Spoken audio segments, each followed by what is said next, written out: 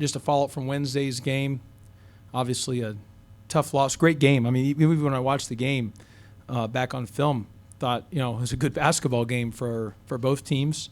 So really proud of our guys. It was just a good basketball game. I thought both teams were good, played well, and it could have gone either way, and that's what happened. It went either way, and it just kind of came down to the last shot, and we had a shot, and unfortunately it didn't fall for us. But it was a really good basketball game by both teams. I think we had scored over a point per possession against Wisconsin, which is, they came in as the seventh best defensive team efficiency and holding teams about 53 points. So to score a point per possession was, I was really happy with our offense. Obviously, Michael DeVoe scored well, but Michael DeVoe, he played the right way. There was no chasing, and he let things come to him. And obviously, he made shots, but within the flow, he was able to get things within the offense. There are some things we've obviously got to be better about, especially on the defensive end. We also did miss a couple short shots there throughout the course of the game that kind of bite you in the rear a little bit. But Wisconsin's a really good team, like I said, very well coached, fairly good basketball team, really good players.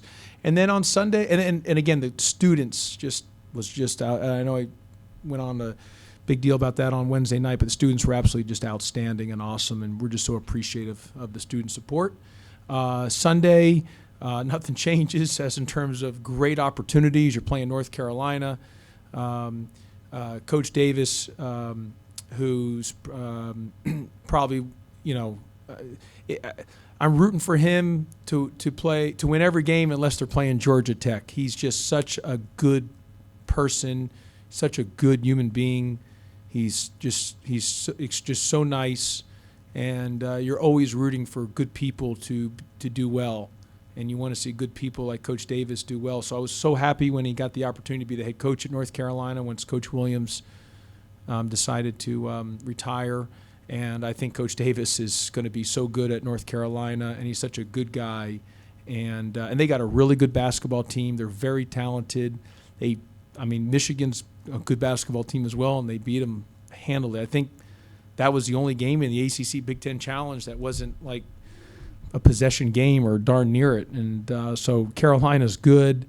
They're talented. They're very well coached.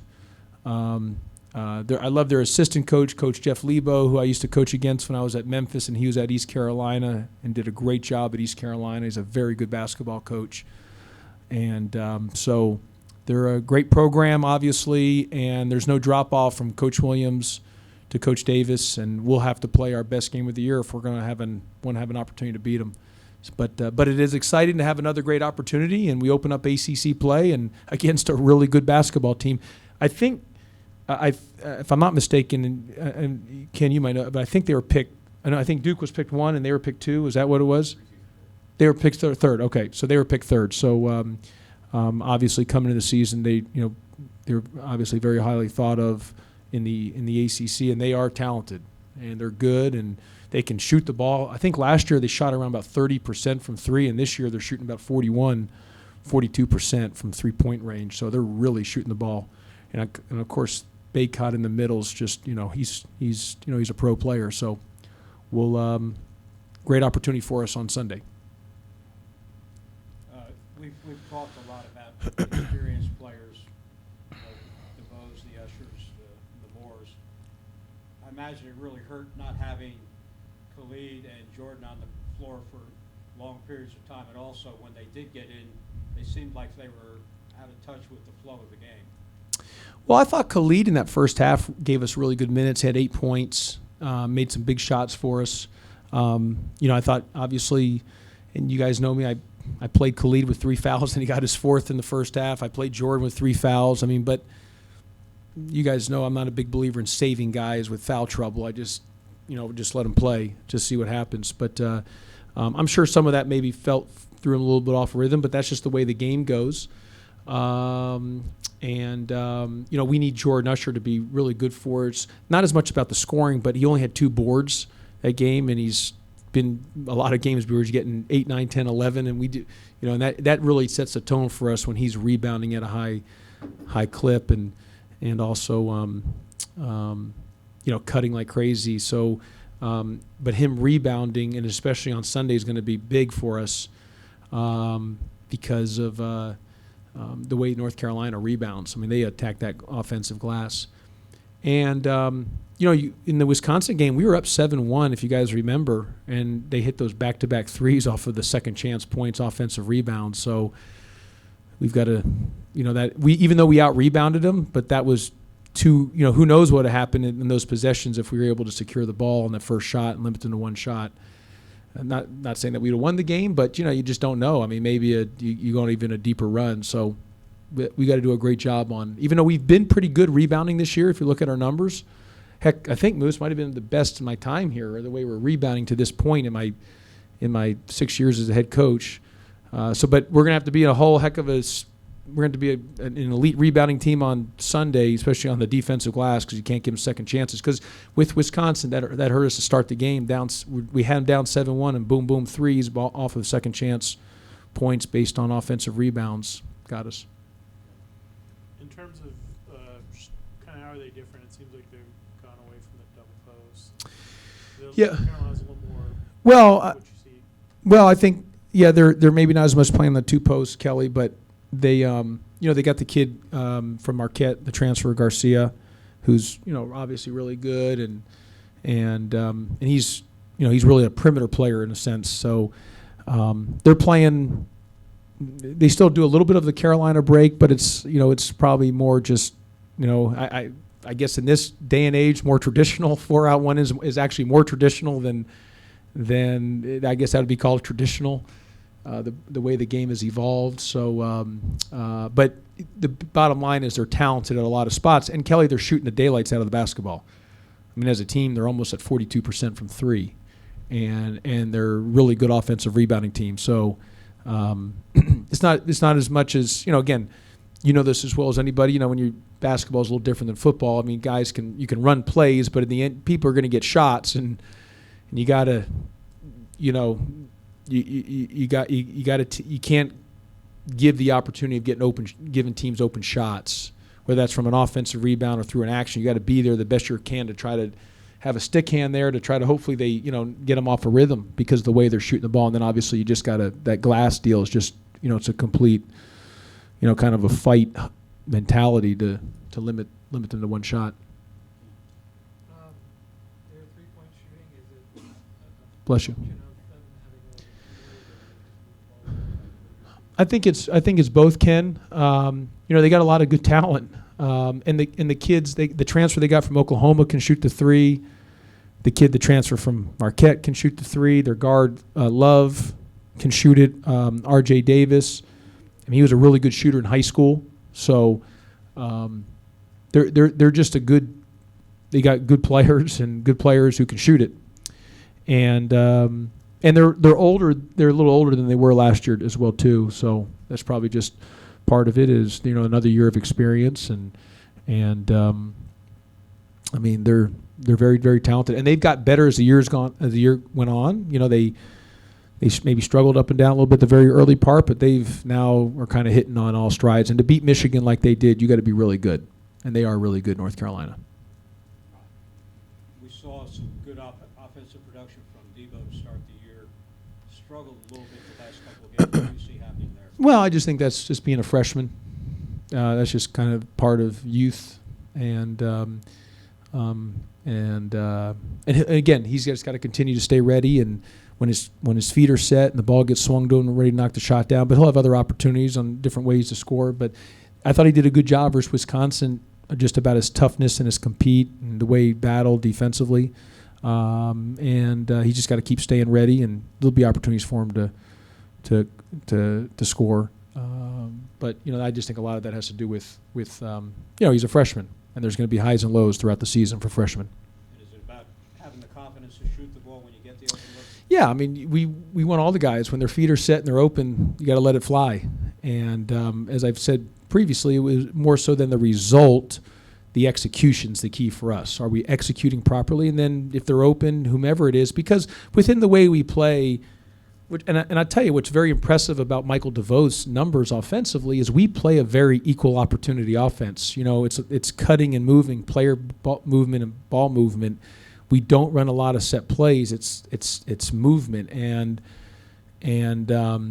so it's very, you could say, well, that's one of it's a strength of the offense that it's equal opportunity and it's harder to scout and predict what they're going to do.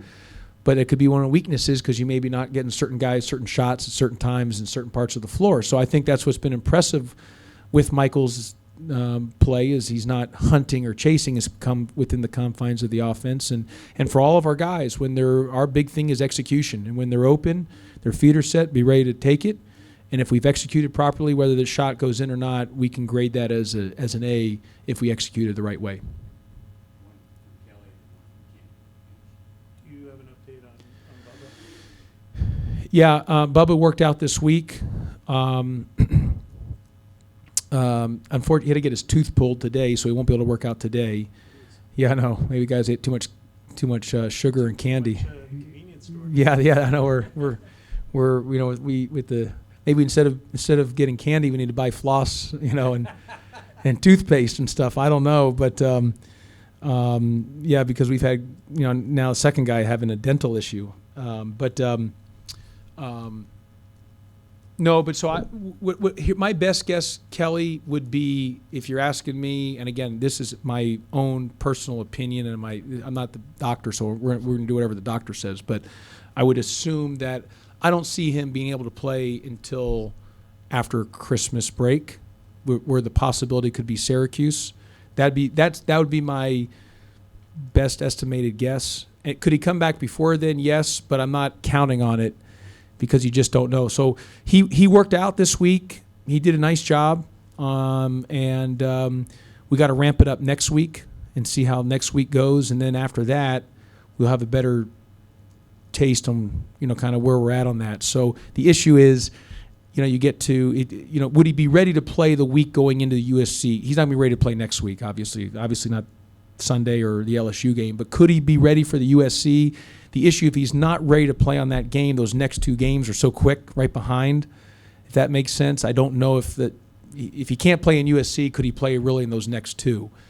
And I don't know if he could. And so that's where I'm saying the more of a reality, the way I'm, in my mind, preparing would probably be more for Syracuse, which would be after the Christmas break.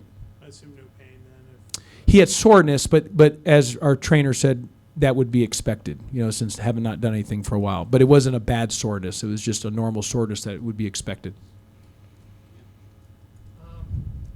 You have had at least two significant games against Carolina. Your first one, and then the Jose Moses Jr. Obviously, tomorrow, Sunday is Hubert Davis' first game. Is this kind of a special game to you in that regard? Someone continuing that legacy and facing you against teams that had success against them? Ken, I don't know about you, but please don't shortchange me. We beat Carolina last year. That was a special win. Have I ever told you that we beat Carolina, Kentucky, and Duke in the same year? Just making sure you know that. In the same year, I don't know how many programs can say that in the same year, but so that's just hard enough to beat. I mean, we've had 3 wins against Carolina. I mean, so that's very hard to do, and so I don't want to shortchange last year's win either, because that was a great win for us. In fact, it was the same month. We beat Kentucky earlier in the month, and then we beat Carolina later in the month. So it was a great month of December. I think or was it January? I can't remember. It might have been. It was December. So, but Ken, with Coach Davis, look, I mean, let's see. Carolina's had Dean Smith, Bill Guthridge, Matt Doherty, Roy Williams, now Hubert Davis in the last, what is that? How many years? So that's 5 coaches, and so obviously, Coach, and they've kept it all within the family in a sense, and. So Carolina, regardless of who's the coach, their name is one of the strongest names in all of college basketball, and so it's a big game for them. It's a big game for us because it's ACC play, in this opening ACC, and they're really good. They're really good, and I think we're a good team. So it should be a really good basketball game. And so this will be the first ACC game for Coach Davis. I feel like I'm an old veteran now, I guess you could say. You know, going into my 6th year coaching the ACC, but but anytime you play Carolina, you know, I just think that's for the fans and everybody else. People just really recognize the Carolina name, and obviously, especially in ACC country.